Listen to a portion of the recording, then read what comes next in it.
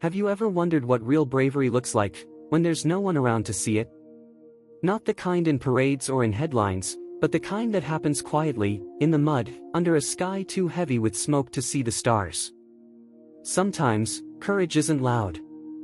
It doesn't shout or wave flags. Sometimes, it's just a single person, standing in the middle of a battlefield no one will remember, making a choice no one will ever know about. This is one of those stories. The ground was soaked through a thick, clinging mud that pulled at boots and swallowed fallen rifles. Smoke hung low, pressed down by the cold, and the only light came from fires flickering across the broken landscape. In the middle of it all, near the remains of a shattered field hospital, a young woman moved with slow, careful steps. Her name was Maggie O'Connell. To anyone watching, if there had been anyone, she would have looked too small for the task at hand, just a slight figure in a torn uniform, hair matted to her forehead, hands trembling not from fear but from the bitter cold. But Maggie wasn't thinking about herself. Her mind was locked on the dozens of wounded soldiers scattered across the ruin, each one barely clinging to life. They needed her. And somewhere deep inside her, past the exhaustion, past the fear, something simple and stubborn kept her moving. She didn't think of heroism. She didn't think of medals. She thought of home. Of promises made to mothers and fathers she would never meet, promises to bring their sons back safe if she could. The battle raged on in the distance, muffled now by the thick smoke and the heavy silence of the dead and dying. Maggie tightened her scarf against the cold and stepped forward into the dark, toward the first broken body she could reach. No orders. No applause. Just one step, then another. Quiet courage, in the place no one could see. Maggie O'Connell wasn't born for war. She was born for quiet things. Early mornings on her family's small farm in Texas, where the mist clung to the fields and the world felt soft enough to hold in your hands. She grew up knowing the value of silence, of hard work done without fanfare, of promises kept even when no one was looking. She never imagined she would one day trade those gentle fields for a battlefield thousands of miles away, but life has a way of calling the quiet ones when the loudest voices have fallen silent. At 24, Maggie looked younger than she was. Her frame was slight, her face still soft with the kind of kindness that life hadn't yet hardened. But there was a steadiness to her, a grit stitched into her bones from years of work and worry, a resilience no bullet could pierce. She never thought of herself as strong. Strong, she believed, was for men with broad shoulders and booming voices. She simply saw herself as willing, and sometimes, that's enough to change everything. The other medics at the field hospital admired Maggie in the quiet way soldiers admire each other when there isn't time for words. She never raised her voice. She never pushed herself to the front. But when a boy came in screaming, torn apart by shrapnel, it was Maggie's hands they trusted to stitch the pieces back together. When blood slicked the floor and panic threatened to break the fragile order they clung to, it was Maggie's voice, low and steady, that pulled them back. "Hold on," she would murmur to the wounded, her hands never stopping. "You're not alone. Just hold on."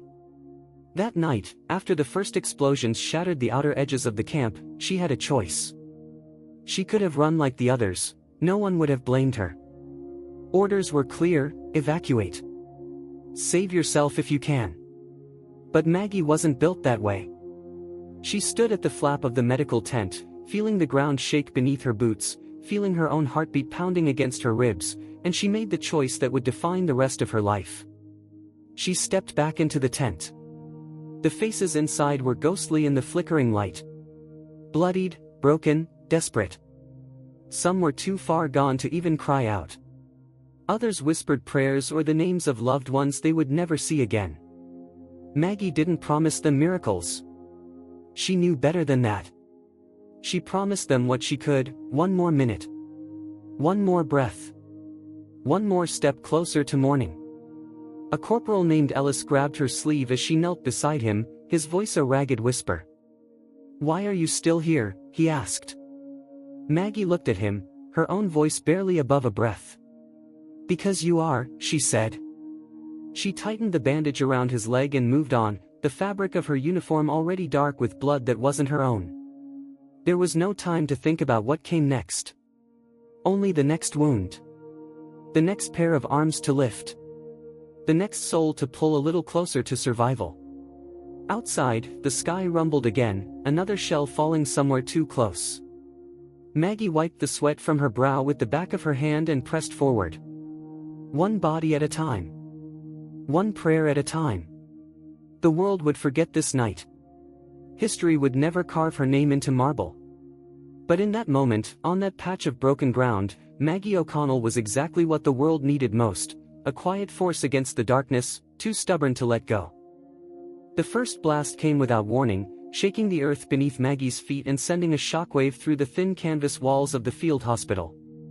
The lights flickered once, then died, plunging the tent into darkness broken only by the weak, orange glow of nearby fires. Maggie froze for half a second, heart hammering, before instinct forced her body into motion. Outside, the night howled with chaos. Machine guns rattled like angry insects, and the ground trembled with the distant thunder of tanks. Another shell exploded nearby, showering the tent with dirt and shrapnel. Maggie ducked, covering a young private's face with her arm to shield him from flying debris.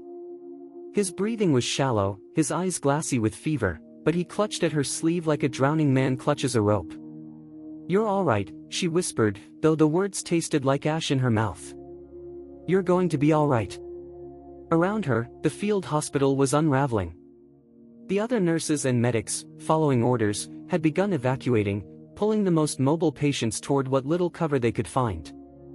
In the confusion, stretchers were abandoned, supplies scattered, cries for help lost beneath the roar of battle. It would have been easy to disappear into that chaos, to save herself. But Maggie stayed. She moved from cot to cot, checking pulses, tightening bandages with hands that shook not from fear, but from the enormity of what lay ahead. 23 soldiers too broken to move on their own. 23 lives hanging in the balance, depending on someone too small, too tired, too human to be their savior, and yet, somehow, she would try. The tent's main support finally gave way under the pressure of a nearby explosion, collapsing part of the roof. Maggie crawled across the floor, her uniform soaked with blood and mud, and found a breathing space between the fallen canvas and the shattered cots. Somewhere in the distance, a bugle sounded, a mournful, broken note that seemed to signal the end of everything. Corporal Ellis, still conscious despite the blood pooling around him, grabbed her wrist as she tried to lift him. "You have to go," he rasped. "They're coming. You have to get out." Maggie met his gaze. There was no fear in her eyes, only something quieter. Something heavier. "I can't leave you," she said simply. The words weren't a declaration. They weren't even brave. They were just true. With a grunt of effort, she hoisted him onto her back, staggering under the weight. Her legs screamed in protest, but she tightened her grip and pushed through the pain.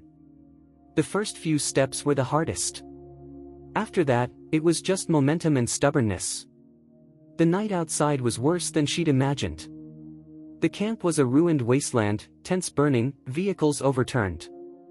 Every step forward was a battle against rubble, against smoke, against her own body's desperate urge to give up. Maggie carried Ellis to a shallow ditch behind the remains of the command tent, laying him down as gently as she could. She pressed a shaking hand to his forehead, offering a tight smile. "Stay low. Help's coming," she lied. Then she turned back toward the inferno she had just escaped. She still had 22 men to save. The sky above her rumbled again, another wave of shells screaming overhead. The world seemed to tilt, to buckle under the weight of violence. Maggie didn't flinch. She bent her head against the wind and fire and walked back into the heart of the storm, her boots sinking deep into the blood-soaked earth. It wasn't courage that moved her. It wasn't even hope. It was duty. It was love, fierce and unspoken, for those who could no longer walk for themselves. And in that night when the sky itself seemed to fall, Maggie O'Connell carried more than just wounded bodies. She carried every quiet promise she had ever made. Every whisper of decency still left in a world gone mad. One step at a time. One soul at a time. Into the dark. Maggie's shoulders ached from the weight of Ellis, but she didn't give herself time to feel it. There were still bodies inside that broken tent, still men counting on her to make it just a few more yards through the smoke and fire. She wiped the soot from her eyes with the edge of her sleeve and stumbled back across the ruins, her boots sinking deeper with every step. Inside the collapsed hospital, the air was thick, choking. It clung to her skin, hot and heavy like a second layer of clothing. Maggie knelt beside the next man, a young private barely out of his teens, his face pale and slick with sweat. His breathing was ragged, but he was alive. That was all that mattered. She slipped her arms under him, bracing herself for the weight, and lifted. Every muscle screamed in protest. Her back felt like it would split apart. But she gritted her teeth and pushed forward, her steps uneven and slow, dragging through the mud as the night howled around her. Halfway to the ditch, Maggie staggered and fell to one knee, the boy's weight pinning her down. For a long moment, she didn't move. Her vision blurred. Her body begged her to stop, just for a minute, just to catch her breath. But Maggie knew better. There were no minutes to spare. No safe places left to rest. Only the promise she had made, not in words, but in the quiet choices she kept making with every aching step. She shifted her weight, grunted from deep in her chest, and stood up again. The private whimpered softly, his fingers clinging to her shirt. "You're doing just fine," Maggie whispered to him, not sure if he could even hear. Each trip back into the tent was harder than the last. The heat grew fiercer. The ground more treacherous. Maggie's arms trembled so badly she could barely hold the stretchers she pieced together from broken cots and stray blankets. But somehow, some way, she kept moving. The soldiers she carried varied in size, in wounds, in weight, but they all felt impossibly heavy by the time she reached them. Not just the physical burden, though that was brutal, but the emotional one too. With every man she lifted, Maggie carried the silent prayers of mothers, the last promises of brothers in arms, the desperate, stubborn will to live that flickered inside them even when the body had almost given up. Sometimes, they murmured to her as she carried them.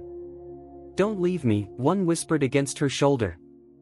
"I won't," she answered, even though the words scraped raw against her throat. Other times, they said nothing at all.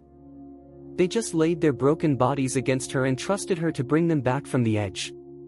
And Maggie, exhausted beyond thought, trusted herself enough to try. By the time she laid the fifth man down beside Ellis, her arms shook so violently she had to lean against a fallen beam just to stay upright. Her heart pounded so hard she could hear it echoing inside her skull. Every breath was a battle. Every movement a negotiation between pain and will. Still, she turned back toward the firelit ruins, toward the broken tent that kept bleeding more smoke into the night sky. There were 18 more soldiers waiting for her.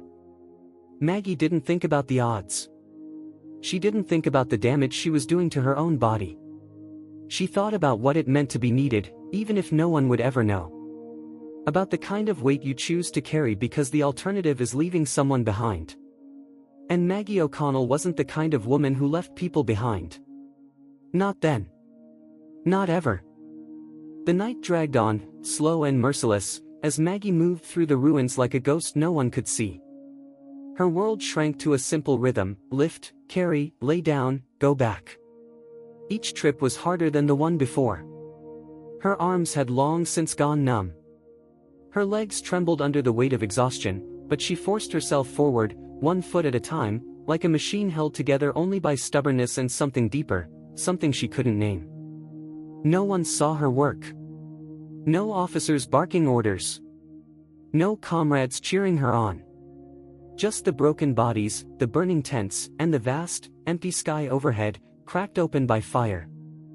If there had been witnesses, if there had been a crowd, maybe Maggie would have found comfort in that.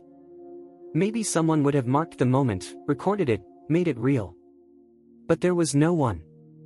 Only the men she carried, their lives flickering like candle flames in a storm, unaware of the hands that bore them to safety. Somewhere across the field, a mortar landed with a deafening roar, throwing dirt and shrapnel high into the air. Maggie flinched, covering her head instinctively, but when the ground stopped shaking, she rose again. Her body protested, her mind screamed for rest, but she didn't listen. She couldn't afford to. The next soldier she found was pinned beneath a section of collapsed tent pole.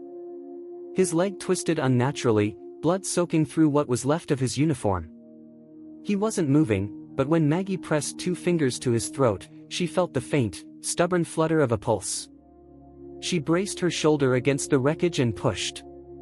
Nothing. She dug her boots into the mud, gritting her teeth, and pushed again. This time the beam shifted, just enough. She grabbed the soldier under his arms and dragged him free, the effort pulling a raw, broken sound from deep in her chest. Her hands slipped in the mud, but she held on, refusing to let go. "You're all right," she rasped, not sure if she was speaking to him or to herself. The drag back to the ditch took forever. Maggie's legs barely held her weight anymore, let alone his. She stumbled twice, landing hard enough to knock the wind out of her. Each time, she forced herself back up, digging into some reserve of strength she hadn't known she possessed. When she finally lowered him beside the others, she collapsed to her knees, gasping for air. The men she had already saved lay motionless, silent except for the shallow rise and fall of battered chests. Maggie pressed a hand to the muddy ground to steady herself. For a long moment, she just knelt there, the chaos of the night swirling around her, the fires throwing long, flickering shadows across the field. A thought crept in, unbidden and cruel. "It's not enough. You're not enough." She closed her eyes against it, against the hopelessness that threatened to pull her under. She had done what she could. Was still doing it. That had to be enough. Maggie wiped the blood and dirt from her hands, smearing it across already ruined sleeves, and forced herself back to her feet. The field hospital was little more than a smoldering wreck now. The smoke was so thick it stung her throat with every breath. But she knew there were still more inside. Soldiers too hurt to crawl to safety. Voices too weak to call for help. She took a step forward, and then another. Her body protested every movement, but she didn't hesitate. Not once. There were no trumpets to guide her. No banners waving in her honor. Only the grim knowledge that if she didn't go back, no one would. And so Maggie O'Connell, farm girl turned field nurse, walked alone into the heart of the burning night. Not for glory. Not for recognition. But because someone had to. Morning came slowly, dragging its first pale light across the ruined field like a hand brushing dust from forgotten memories. The smoke had thinned, though it still hung in the air, a stubborn reminder of all that had been lost in the night. Maggie sat against a broken piece of timber, too spent to move, her uniform torn and stained beyond recognition. Around her, the men she had carried, those she could reach, lay clustered in the shallow ditch, breathing, silent, alive. The first of the reinforcements arrived not long after dawn. Medics, soldiers, men with clean bandages and urgent voices, rushing from stretcher to stretcher with wide eyes and grim faces. One of them knelt beside Maggie, his mouth open to ask her something, but the words seemed to catch in his throat when he saw her hands, bloodied, raw, trembling. She shook her head before he could speak. "I'm fine," she croaked, though she wasn't sure the words made any sound at all. They moved the wounded with careful hands. They praised no one. They offered no explanations. There was no time for questions, no ceremony, no grand moment of recognition for the small, battered woman who had refused to leave when the night was at its darkest. Someone handed Maggie a canteen. She drank without tasting it, the water spilling over her cracked lips. Someone else threw a blanket around her shoulders, and she pulled it close, not for warmth but to hide the shaking that still racked her body. A young lieutenant knelt in front of her, his face earnest and lined with exhaustion. His helmet was gone, his hair matted to his forehead. "You saved them," he said quietly. Maggie looked over at the ditch, at the bruised and broken bodies she had dragged from the jaws of death. She didn't see triumph there. She saw the ones she hadn't reached. The ones still buried under the rubble. The ones whose faces she would never forget, though the world would never know their names. She didn't answer him. Instead, she struggled to her feet, the blanket slipping from her shoulders, and walked away from the wreckage.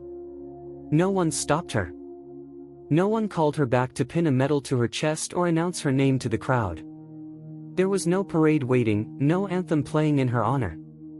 Only the quiet crackle of dying fires and the low hum of men fighting to live another day. And that was enough. Maggie didn't carry pride with her as she made her way back to the supply trucks. She carried something quieter, heavier, the weight of promises kept in a night without witnesses, in a battle that history would pass by with only a footnote. She climbed into the back of an open truck, wedging herself between crates of medical supplies. The ride jolted her back and forth, rattling her bones, but she didn't mind. She pulled her knees to her chest and rested her forehead against them, letting the motion rock her like a tide pulling away from shore. Somewhere beyond the smoke and blood and broken ground, there would be another battlefield. Another desperate night. But for now, for this one fragile morning, Maggie O'Connell allowed herself the smallest of victories. She had stayed. When it would have been easier to run, she had stayed. And sometimes, that had to be enough. Maggie O'Connell didn't return to parades or speeches.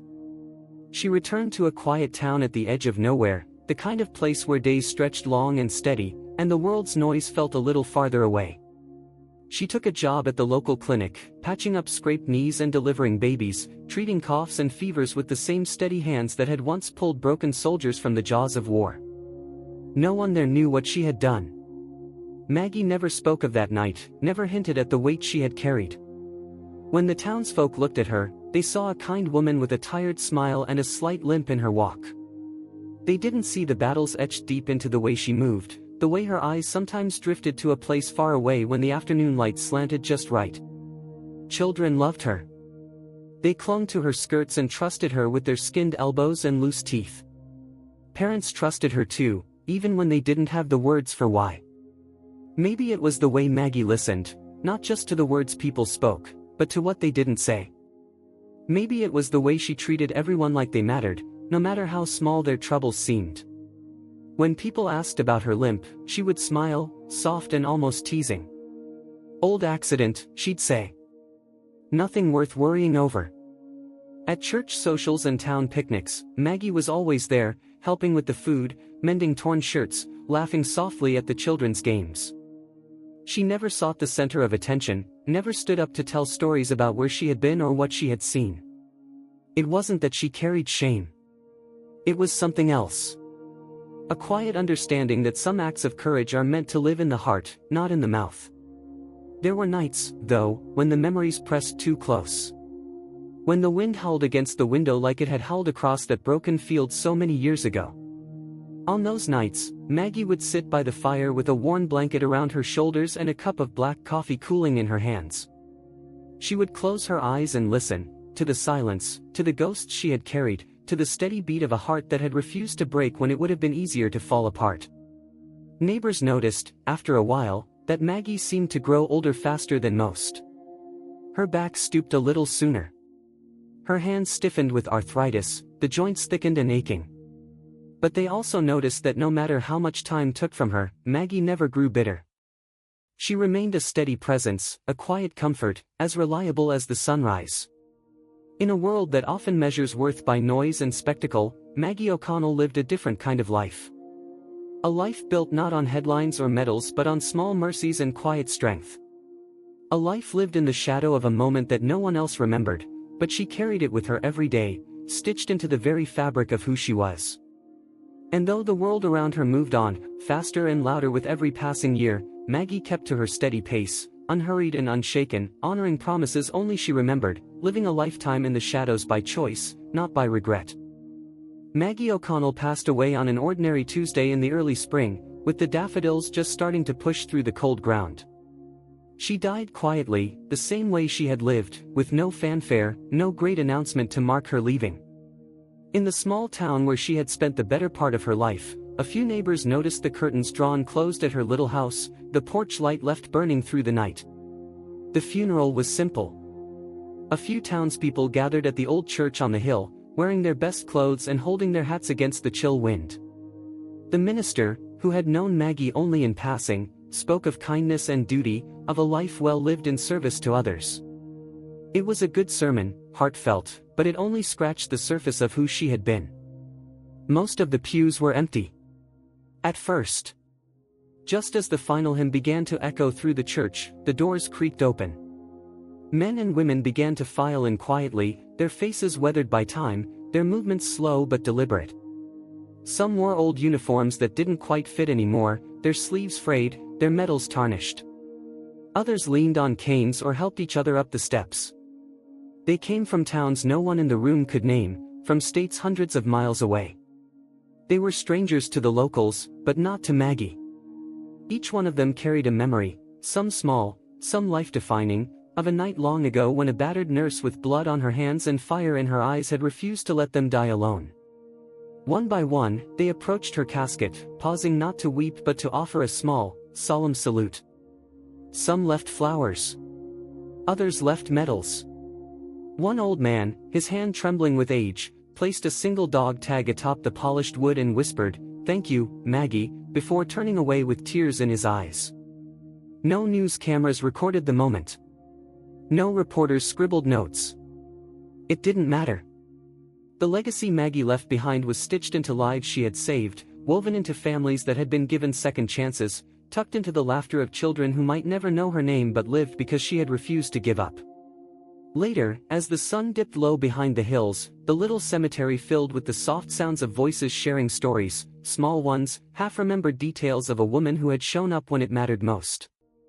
They spoke not of medals or battles, but of hands that healed, of words that steadied, of a courage so quiet it almost went unnoticed. Almost. Maggie O'Connell didn't leave behind monuments or plaques. She left something rarer. A quiet legacy, carried in the hearts of those who knew, deep down, that they had been touched by something extraordinary. Something so steady, so stubbornly good, it had survived the worst the world could throw at it. And somewhere, in the hush that follows the end of a long story, her memory still stands, firm, unshaken, and quietly shining. In a world that often celebrates the loudest voices and the brightest lights, Maggie O'Connell's story reminds us that the truest acts of courage are rarely seen and even more rarely recognized. She didn't save lives to earn medals or applause. She did it because it was the right thing to do, because somewhere deep in her heart, she understood that dignity comes not from the recognition we receive, but from the promises we keep when no one is watching. Maggie's quiet legacy wasn't built in a moment of glory. It was built step by painful step, carried across muddy fields, stitched into the lives she touched with her steady hands and her unwavering heart. Her story challenges us to ask ourselves, when no one is looking, who are we willing to be? Are we strong enough to choose compassion over comfort, duty over ease? In the stillness of our own lives, far from the noise and the spotlight, can we find the courage to carry someone else's burden, even when it costs us everything? If Maggie's journey touched something in your heart today, if her quiet strength made you pause and think about the kind of legacy you want to leave, please consider liking this video, sharing it with someone who believes in the quiet heroes among us, and subscribing to Legacy of Courage Stories. Your support helps us continue to honor the everyday heroes whose stories deserve to be remembered, one quiet step at a time. What kind of legacy will you leave behind?